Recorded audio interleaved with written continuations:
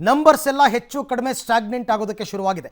ಜಮ್ಮು ಕಾಶ್ಮೀರ ಮತ್ತು ಹರಿಯಾಣ ಎರಡೂ ರಾಜ್ಯಗಳ ನಂಬರ್ಸ್, ವಿಧಾನಸಭಾ ಚುನಾವಣೆಯ ನಂಬರ್ಸ್ ತುಂಬ ವೇರ್ ಆ್ಯಂಡ್ ಟೇರ್ ಆಗ್ತಾ ಇಲ್ಲ. ಹೆಚ್ಚು ಕಡಿಮೆ ಎಲ್ಲವೂ ಕೂಡ ಅಂತಿಮ ಹಂತಕ್ಕೆ ಬರ್ತಾ ಇದೆ. ಇನ್ನೊಂದು 3-4 ಸುತ್ತುಗಳು ಮತ ಎಣಿಕೆ ಮಾತ್ರ ಬಾಕಿ ಇರತಕ್ಕಂಥದ್ದು. ಇದರಲ್ಲಿ ಈಗ ಹರಿಯಾಣ ಜಮ್ಮು ಕಾಶ್ಮೀರ ವಿಧಾನಸಭೆ ಚುನಾವಣೆಯ ಫಲಿತಾಂಶವನ್ನು ತಾವು ನೋಡ್ತಾ ಇದ್ದೀರಾ.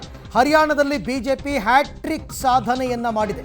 ಜಮ್ಮು ಕಾಶ್ಮೀರದಲ್ಲಿ ನ್ಯಾಷನಲ್ ಕಾನ್ಫರೆನ್ಸ್ ಮತ್ತು ಕಾಂಗ್ರೆಸ್ ಮೈತ್ರಿಗೆ ಜನ ಮನ್ನಣೆ ಸಿಕ್ಕಿದೆ. ಹರಿಯಾಣದಲ್ಲಿ ಆರಂಭಿಕ ಮುನ್ನಡೆಯನ್ನು ಕಂಡು ನಂತರ ಕುಸಿದಿದೆ ಕಾಂಗ್ರೆಸ್. ಹರಿಯಾಣದಲ್ಲಿ ಬಿಜೆಪಿಗೆ 49 ಕ್ಷೇತ್ರ ಹಾಗೂ ಕಾಂಗ್ರೆಸ್ 35 ಕ್ಷೇತ್ರದಲ್ಲಿ ಲೀಡನ್ನು ಪಡ್ಕೊಂಡಿದೆ. INLD 1, BSP 1, ಪಕ್ಷೇತರರಿಗೆ 4 ಸ್ಥಾನದಲ್ಲಿ ಲೀಡ್ ಸಿಕ್ಕಿದೆ. ಹರಿಯಾಣ ಜಮ್ಮು ಕಾಶ್ಮೀರದ ಈ ಕ್ಷಣದ ವಿಧಾನಸಭೆ ಚುನಾವಣೆಯ ಫಲಿತಾಂಶವನ್ನು ತಾವು ಗಮನಿಸ್ತಾ ಇದ್ದೀರಾ. ಹರಿಯಾಣದಲ್ಲಿ 3ನೇ ಬಾರಿಗೆ ಸತತವಾಗಿ ಬಿಜೆಪಿ ಗೆಲುವಿನ ನಗೆಯನ್ನು ಬೀರಿದೆ. ಆದರೆ ಜಮ್ಮು ಕಾಶ್ಮೀರದಲ್ಲಿ ಮೈತ್ರಿ ಮಾಡಿಕೊಂಡಿದ್ದ ಕಾಂಗ್ರೆಸ್ ಮತ್ತು ನ್ಯಾಷನಲ್ ಕಾನ್ಫರೆನ್ಸ್ಗೆ ಜನ ಮನ್ನಣೆ ಸಿಕ್ಕಿದೆ. ಜಮ್ಮು ಕಾಶ್ಮೀರದಲ್ಲಿ ಈಗ ಕಾಂಗ್ರೆಸ್ ಮತ್ತು ನ್ಯಾಷನಲ್ ಕಾನ್ಫರೆನ್ಸ್ 51ರಲ್ಲಿ ಲೀಡ್ ಇದ್ದರೆ ಬಿಜೆಪಿ 30, PDP 3 ಮತ್ತು ಇತರರು 6 ಕ್ಷೇತ್ರದಲ್ಲಿ ಮುನ್ನಡೆಯಲ್ಲಿ ಇದ್ದಾರೆ. ಅಲ್ಲಿಗೆ ಕ್ಲೀನ್ ಮೆಜಾರಿಟಿ ಜಮ್ಮು ಕಾಶ್ಮೀರದಲ್ಲಿ ಕಾಂಗ್ರೆಸ್ ಅಲಯನ್ಸ್ಗೆ ಸಿಕ್ಕಿರ್ತಕ್ಕಂಥದ್ದು. ಅದೇ ರೀತಿ ಹರಿಯಾಣದಲ್ಲಿ ಕ್ಲೀನ್ ಅಂದರೆ ಸರಳ ಬಹುಮತ ಬಿಜೆಪಿಗೆ ಸಿಕ್ಕಿದೆ. 46 ಮ್ಯಾಜಿಕ್ ನಂಬರ್, 49ರ ತನಕ ಈಗ ಅವರು ಮುನ್ನಡೆಯಲ್ಲಿದ್ದಾರೆ. ಸೊ ಒಟ್ಟಾರೆ ಇವಾಗ ಅದನ್ನು ನಾವು ಗಮನಿಸ್ತಾ ಹೋದರೆ ಅನೇಕ ರೀತಿಯ ವಿಶ್ಲೇಷಣೆಗಳನ್ನು ಮಾಡ್ಬೋದು. ಹರಿಯಾಣದಲ್ಲಿ ಆ್ಯಂಟಿ ಇನ್ಕಂಬೆನ್ಸಿ 10 ವರ್ಷಗಳ ಕಾಲ ಸತತವಾಗಿ ಆಳ್ವಿಕೆಯನ್ನು ನಡೆಸಿದಾಗ ಯಾವುದೇ ರಾಜ್ಯದಲ್ಲಾದರೂ ಕೂಡ ಆ್ಯಂಟಿ ಇನ್ಕಂಬೆನ್ಸಿ ಅಂತಕ್ಕಂಥದ್ದು ಇರುತ್ತೆ. ಈ ಸಾರ್ತಿ ಆ ರೀತಿಯೇ ಆಗುತ್ತೆ. ಹಾಗಾಗಿ ಅಲ್ಲಿ ಜನ ಕಾಂಗ್ರೆಸ್ಗೆ ಆಶೀರ್ವಾದ ಮಾಡ್ತಾರೆ ಅಂತ ಎಕ್ಸಿಟ್ ಪೋಲ್ಗಳೆಲ್ಲ ಹೆಚ್ಚು ಕಡಿಮೆ ಹೇಳಿತ್ತು. ಆದರೆ ಆ ಎಕ್ಸಿಟ್ ಪೋಲನ್ನು ಸುಳ್ಳಾಗಿಸಿದೆ ಅಲ್ಲಿನ ಜನರ ಜನಾದೇಶ. ಹರಿಯಾಣದಲ್ಲಿ ಬಿಜೆಪಿಯ ಹ್ಯಾಟ್ರಿಕ್ ಸಾಧನೆ. ಹಾಲಿ ಸಿಎಂ ನಯಾಬ್ ಸಿಂಗ್ ಸೈನಿ ನಿವಾಸದಲ್ಲಿ ಈಗ ಸಂಭ್ರಮಾಚರಣೆಯನ್ನು ಮಾಡಲಾಗ್ತಾ ಇದೆ. ನಯಾಬ್ ಸಿಂಗ್ ಸೈನಿಗೆ ಮತ್ತೊಮ್ಮೆ ಮುಖ್ಯಮಂತ್ರಿ ಪಟ್ಟ ಒಲಿದು ಬರುವಂತಹ ಎಲ್ಲ ಸಾಧ್ಯತೆ ಇದೆ.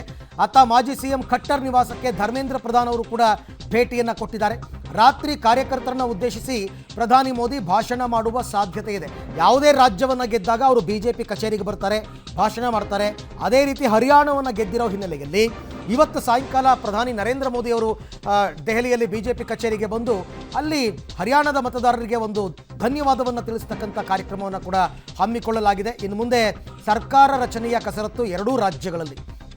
ಸೊ ಯಾರಿಗೆ, ಯಾಕೆಂದರೆ ಈಗ ಜಮ್ಮು ಕಾಶ್ಮೀರದಲ್ಲಿ ಅಲಯನ್ಸ್ ಇದೆ, ಸೊ ಹಾಗಾಗಿ ಅವ್ರಿಗೂ ಕೂಡ ಅವಕಾಶವನ್ನು ಕೊಡಬೇಕಾಗುತ್ತೆ. ಅದೇ ರೀತಿಯಲ್ಲಿ ಈಗ ಹರಿಯಾಣದಲ್ಲಿ ಬಿಜೆಪಿ ಸರ್ಕಾರ ರಚನೆಗೆ ಎಲ್ಲ ತಯಾರಿಯನ್ನು ಮಾಡಿಕೊಂಡು 2 ಕೇಂದ್ರ ಸಚಿವರನ್ನ ಈಗಾಗಲೇ ಹರಿಯಾಣಗೆ ಕಳಿಸ್ಕೊಟ್ಟಿದ್ದಾರೆ. ದೆಹಲಿಗೆ ಅಂಟಿಕೊಂಡಂತೆ ಇರತಕ್ಕಂಥ ರಾಜ್ಯ ಇದು. ಹಾಗಾಗಿ ಈಗ ಅಲ್ಲಿ ಬಿಜೆಪಿ ತಮ್ಮ ಅಧಿಕಾರ ಸ್ಥಾಪನೆಗೆ ಮುಂದಾಗಿದೆ. ಈ ಎಲ್ಲ ವಿಚಾರಕ್ಕೆ ಸಂಬಂಧಪಟ್ಟಂತೆ ಮತ್ತಷ್ಟು ಮಾಹಿತಿ ನನ್ನ ಕೊಲೀಗ್ ಶಬೀರ್ ಅವರಿಂದ ಪಡ್ಕೋತೀನಿ. ಶಬೀರ್, ಈಗ ಹರಿಯಾಣದಲ್ಲಿ ಬಿಜೆಪಿಯ ಗೆಲುವು ಮತ್ತು ಜಮ್ಮು ಕಾಶ್ಮೀರದಲ್ಲಿ ಬಿಜೆಪಿಯ ಸೋಲು, ಕಾಮನ್ ಫ್ಯಾಕ್ಟರ್ಸ್ ಅಂತ ಏನಾದರೂ ಇದೆಯಾ?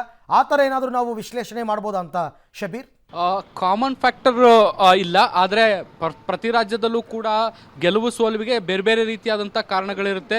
ಹರಿಯಾಣದಲ್ಲಿ ಇನ್ನೇನು BJP ಸೋತೇ ಬಿಡ್ಬೋದು ಅಂತ ಅಂದ್ಕೊಂಡಿದ್ವಿ, ಆದರೆ ಅಲ್ಲಿ 3ನೇ ಬಾರಿಗೆ ಸರ್ಕಾರ ರಚಿಸುವಲ್ಲಿ BJP ಯಶಸ್ವಿಯಾಗಿರುವಂಥದ್ದು.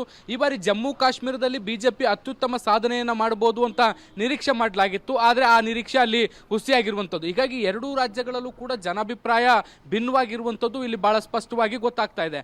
ಆದರೆ ಹರಿಯಾಣದಲ್ಲಿ ಒಂದು ಸರ್ಪ್ರೈಸಿಂಗ್ ಏನು ತೀರ್ಪು ಅಂತ ಹೇಳ್ಬೋದು. ಯಾಕೆ ಅಂದ್ರೆ 10 ವರ್ಷಗಳ ಸುದೀರ್ಘವಾದಂತಹ ಆಡಳಿತವನ್ನು ನಡೆಸಿದ ಬಳಿಕ ಒಂದು ಆಡಳಿತ ವಿರೋಧ ಅಲೆ ಸಹಜವಾಗಿ ಬಂದಿರುತ್ತೆ. ಈ ಆಡಳಿತ ವಿರೋಧಿ ಅಲೆ ಈ ಬಾರಿ ಬಿಜೆಪಿಯನ್ನು ಸೋಲಿಸಬಹುದು. ಇದ್ರ ಜೊತೆಗೆ ಕಿಸಾನ್, ಪೈಲ್ವಾನ್ ಮತ್ತೆ ಜವಾನ್, ಈ 3 ಥೀಮ್ಗಳೇನಿದೆ ಅಥವಾ ಈ ಒಂದು 3 ಫ್ಯಾಕ್ಟರ್ಗಳೇನಿದಾವೆ ಇದು ಬಿಜೆಪಿಗೆ ಹಿನ್ನಡೆಗೆ ಬಹುದೊಡ್ಡ ಕಾರಣಗಳಾಗಬಹುದು ಅನ್ನುವಂತಹ ನಿರೀಕ್ಷೆಗಳನ್ನ ಮಾಡಿತ್ತು. ಆ ಎಲ್ಲ ನಿರೀಕ್ಷೆಗಳನ್ನ ಮೀರಿ ಮತದಾರ ಪ್ರಭು ಬಿಜೆಪಿಗೆ ಮತ್ತೊಮ್ಮೆ ಮನ್ನಣೆ ಕೊಟ್ಟಿರುವಂತದ್ದು ಈ ಒಂದು ತೀರ್ಪಿನಲ್ಲಿ, ಈ ಒಂದು ಫಲಿತಾಂಶದಲ್ಲಿ ಸ್ಪಷ್ಟವಾಗಿ ಕಾಣಿಸ್ತಾ ಇದೆ. ಇದರ ಜೊತೆಗೆ ಜಮ್ಮು ಕಾಶ್ಮೀರದ ವಿಚಾರಕ್ಕೆ ಬಂದಂತ ಸಂದರ್ಭದಲ್ಲಿ ಆರ್ಟಿಕಲ್ 370 ಅನ್ನ ರದ್ದು ಮಾಡಿದ ಬಳಿಕ ಸಾಕಷ್ಟು ಅಭಿವೃದ್ಧಿ ಕೆಲಸಗಳನ್ನ ಮಾಡಲಾಗಿತ್ತು. ಜೊತೆಗೆ ಅಲ್ಲಿ ಭಯೋತ್ಪಾದನೆ ನಿಗ್ರಹಿಸುವಂತದ್ದಾಗಿರ್ಬೋದು, ಜೊತೆಗೆ ಶಾಂತಿಯನ್ನ ಕಾಪಾಡುವಂತದ್ದಾಗಿರ್ಬೋದು, ಕಲ್ಲು ತೂರಾಟದಂತ ಘಟನೆಗಳನ್ನ ತಡೆಯುವಂತದ್ದಾಗಿರ್ಬೋದು, ಈ ಎಲ್ಲ ಏನು ಪ್ರಯತ್ನಗಳನ್ನ ಮಾಡಿದ್ರೂ ಕೂಡ ಅಲ್ಲಿಯ ಜನರು ಬಿಜೆಪಿಯ ನಂಬುವಲ್ಲಿ ಹಿಂದೇಟು ಹಾಕಿರುವಂತದ್ದು ಕೂಡ ಗೊತ್ತಾಗ್ತಾ ಇದೆ.